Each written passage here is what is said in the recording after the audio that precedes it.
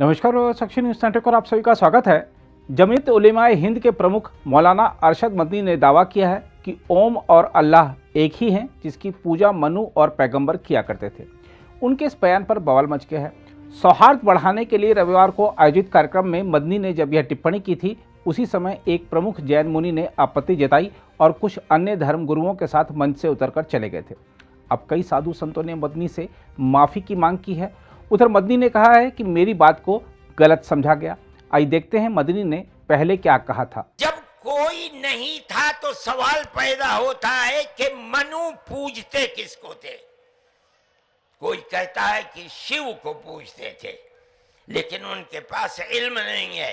बहुत कम लोग ये बताते हैं कि मनु कुछ नहीं था दुनिया में, वो ओम को पूजते थे। मैंने कहा ओम कौन है? बहुत से लोगों ने कहा कि वो एक हवा है जिनका कोई रूप नहीं है, कोई रंग नहीं है, वो दुनिया में हर जगह है, हवा हर जगह है। उन्होंने आसमान बनाया, उन्होंने जमीन। मैंने कहा कि अरे बाबा, इन्हीं को तो हम अल्लाह कहते हैं, इन्हीं को तो तुम ईश्वर कहते हो, इसी को तो हम अल्लाह कहते हैं। फारसी बोलने वाले खुदा कहते हैं, अंग्रेजी बोलने वाले गॉड कहते हैं। इसका मतलब यह है कि मनु एक अल्लाह, मनु यानी आदम, एक ओम यानी एक अल्लाह को पूजते थे। ये हमारे मुल्क की तारीख है, ये दुनिया के धर्मों की तारीख है। कोई साबित नहीं कर सकता कि ओम यानी आदम अल्लाह को छोड़कर जिस अल्लाह ने अपने हमारे अकीदे के मुताबिक उनके पुतले को, पहले धरती को पैदा किया, धरती में मिट्टी पैदा की, और जितने रंग और जितनी तरह की मिट्टी थी, सब मिट्टी में से थोड़ा थोड़ा लेकर अल्लाह ने यानी ओम ने अपने हाथ से आदम यानी मनु के पुतले को बनाया। इसीलिए हदीस में आता है कि जितनी तरह की, जितने रंग की मिट्टी थी, आदमी आदम की औलाद, मनु की औलाद, मनुष्य की औलाद, वितने ही तरह, वितने ही रंग की बदली। कोई मिट्टी सख्त है, आदमी के दिल के अंदर सख्ती है, कोई मिट्टी नरम है। जैसी मिट्टी थी वैसा ही असर आदम यानी मनु की औलाद के अंदर पाया जाता है। ये हमारे इस धर्म की खुसूसियत है। इसका मतलब है कि सबसे पहले ला इलाहा इल्लल्लाह की आवाज हिंदुस्तान की धरती पर उतरी है, यहां से पैदा हुई है। सबसे पहले मनु ने ओम की इबादत की है। ओम एक है, अल्लाह है, एक है, उसका कोई शरीक नहीं है। फिर ये चीज चलती रही। ये आदम और ओम का यही अकीदा था, उनसे गलती हो गई। हमारा कुरान कहता है वो परेशान थे कि मैं अपने अल्लाह से यानी ओम से, मनु से जो गलती हुई है, अपने ओम और अपने अल्लाह से माफ कैसे कराऊं। मदनी के इस बयान पर जब विवाद हुआ तो आइए देखते हैं वह अब क्या सफाई दे रहे हैं। धर्मों के लोग नहीं, सिर्फ जो जैन के मज़हब के मानने वाले थे, क्योंकि वो अल्लाह को या भगवान को नहीं मानते, इसलिए उन्होंने उसका कहा कि हम इसको नहीं मानते हैं। उन्होंने अपनी तकरीर में ये बात कही और वो उठ कर के चले गए।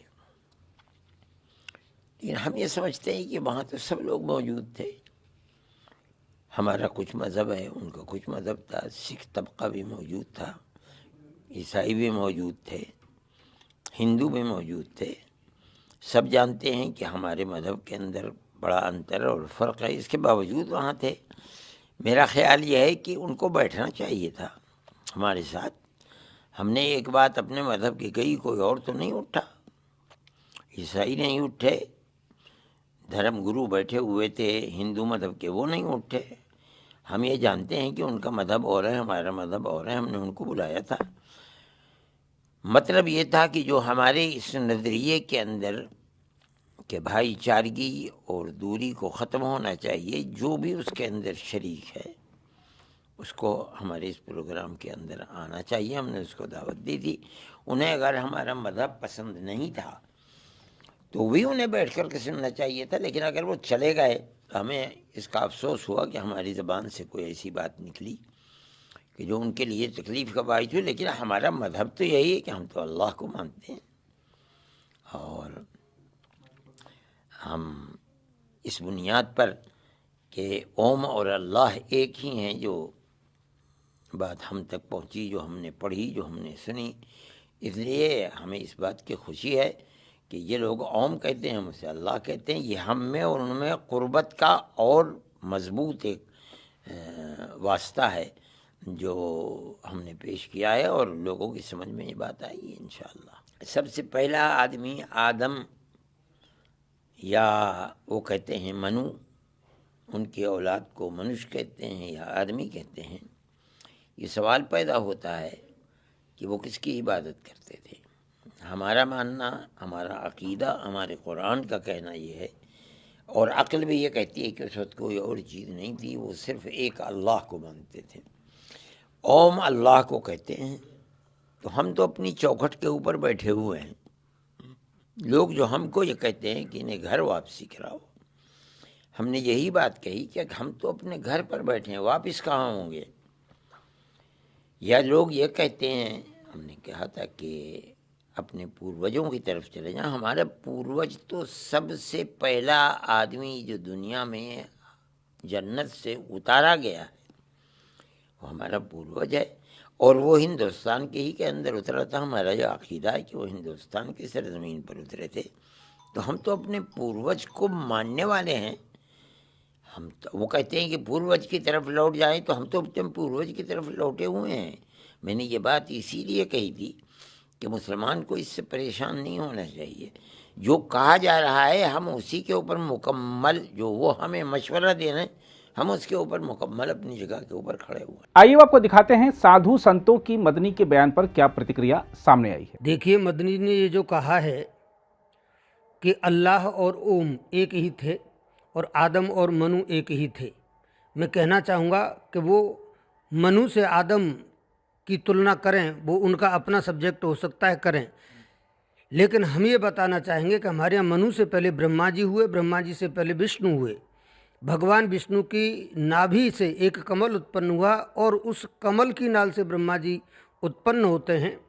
और ब्रह्मा जी के अंदर एको हम बहुश्यामः, हम में एक हूँ और मैं कैसे अब इस सृष्टि का विस्तार करूँ, ये संकल्पना पैदा होती है। इसके बाद में फिर ब्रह्मा जी ने मानसिक सृष्टि की है और ब्रह्मा जी ने ही मनु और शत्रुपा की उत्पत्ति की है। भगवान मनु अपने और शत्रुपा के द्वारा फिर मैथुनी सृष्टि हमारे यहाँ प्रारंभ होती है। इससे पहले भी हमारे यहाँ जो परिसंकल्पना है वो बहुत ही प्राचीन है। भगवान शिव की जो परिसंकल्पना है बहुत अधिक प्राचीन है। दूसरे ओम का उन्होंने जो कहा है, ओम और अल्लाह से उन्होंने तुलना की, वो अपने आप में इसलिए गलत है कि ये ओम की साधना हमारे यहाँ किसी अवतार के रूप में नहीं है। हमारे यहाँ ओम की साधना नाद के रूप में की जाती है। नाद ब्रह्म उसको कहा गया है, शब्द ब्रह्म है जो कि इस ब्रह्मांड में गूंज रहा था और आज भी गूंज रहा है।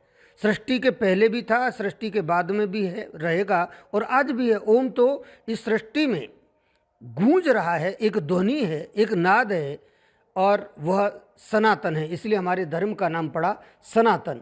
तो सनातन से इस्लाम की तुलना करना अपने आप में सैद्धांतिक रूप से गलत है, क्योंकि आपका तो इतिहास से भी 1400 साल पुराना है। हमारे यहाँ तो राम जी का जो काल है वो लाखों वर्ष प्राचीन समय है। आज से 5200-250 साल पहले भगवान कृष्ण का समय है। तो इसलिए मैं कहना चाहूँगा कि कम से कम सनातन की और इस्लाम की तुलना इतिहास की दृष्टि से समान नहीं हो सकती। मदनी ने जो भी कहा है वो अपने मन से कहा है, हम उसका समर्थन नहीं करते, हम उसका खंडन करते हैं। उनको स्वयं अपने इस्लाम की जानकारी होनी चाहिए। इस्लाम धर्म की जो आयु है वो 1400 वर्ष है। जो उन्होंने बयान दिया वो बयान तो जो है लाखों वर्षों का है। मनु जो थे वो लाखों वर्ष थे, वो कैसे जो है उनको जो है हम पीर बता सकते हैं, या उनको जो है आका बता सकते हैं, या उनको मोहम्मद बता सकते हैं। ये तो जो है जितनी भी जो बात है, ये उन्होंने राष्ट्र को एक तरीके का भ्रमित करने के लिए और अपने को विद्वान माने। तो वो विद्वान तो है नहीं। यदि जो अच्छी तरह से नवाजी होता है, जो नवाज अदा करते हैं, वो इस समय के बयान नहीं देते हैं। ये तो राजनीति बयान है। उन्हें इबादत से मतलब है या उन्हें राजनीति से मतलब है?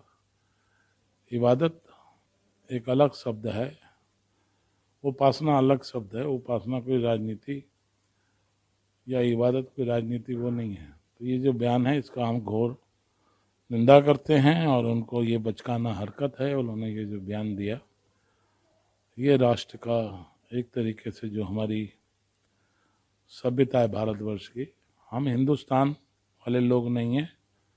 हमें हिंदुस्तान तो उसका एक खंड है, आर्यवर्त है, समझे। इसलिए हमारे सनातन धर्मियों का जो संकल्प है वो होता है, समझे। उसको संकल्प को है जो बोला जाता है उसमें आर्यवर्त आता है, ना कि जो है भारतवर्षे आर्यावर्ते, समझे, ये आता है। क्योंकि हमारे यहाँ सूर्य उपासना है। सूर्य उपासना किसी और धर्म में नहीं है। सूर्य की आयु जो है कोई नहीं होती। चंद्रमा को देखकर, दूज के चंद्रमा को देखकर ये जो है रोजा करते हैं। तो दूज का चंद्रमा 1400 वर्ष का नहीं है। यदि वैज्ञानिक उससे भी देखा जाए तो वो भी लाखों वर्ष का है। तो इस्लाम धर्म किसी भी आधार पर इस बात को पुष्टि नहीं करता है।